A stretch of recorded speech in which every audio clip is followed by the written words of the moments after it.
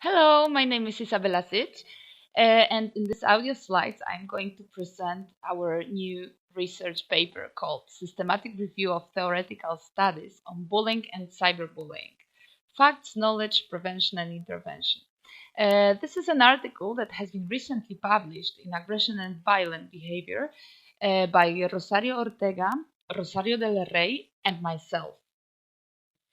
We conducted the systematic review of systematic reviews meta-analysis because there are thousands of studies on bullying and cyberbullying, but some findings are contradictory and many questions remain unanswered.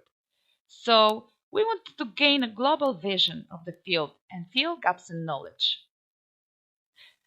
The objectives of our study were first to review the topics and the main findings of the review studies about bullying and cyberbullying, and also to synthesize knowledge taking into account prevalence rates, age and sex differences in relation to the involvement in the phenomenon, possible overlap between bullying and cyberbullying, involvement of minorities, risk and protective factors, together with outcomes, anti-bullying programs, and evaluation strategies.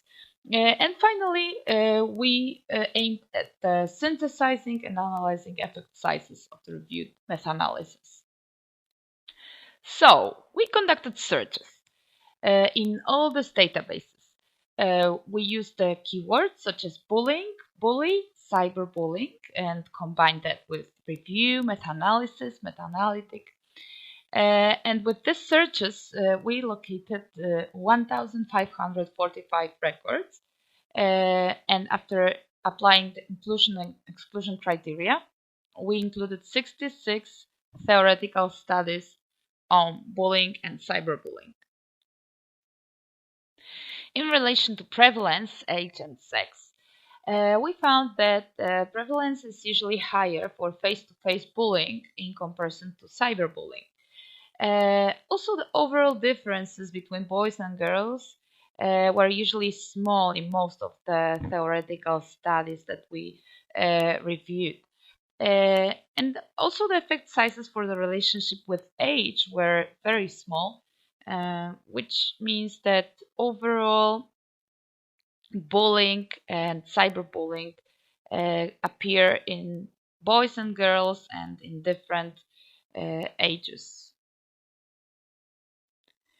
One of the important questions in the field that still remains unanswered is whether cyberbullying is a form of bullying or is it a different phenomenon.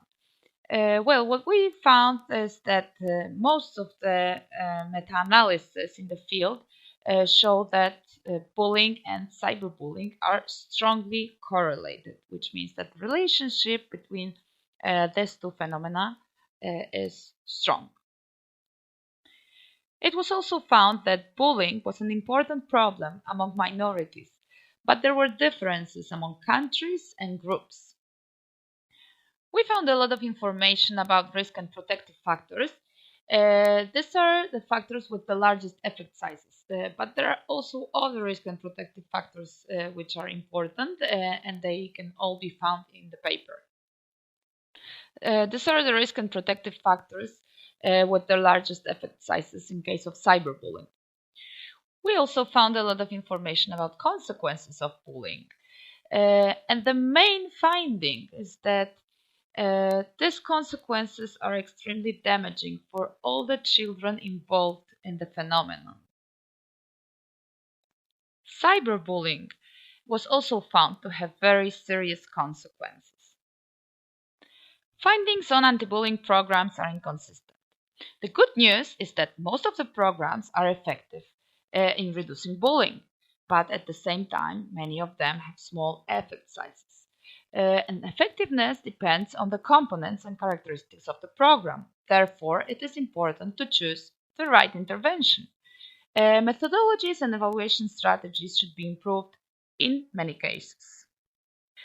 So these are just some of our findings, and if you're interested, please download the article from the journal's website or contact me through my email. Thank you very much for your attention.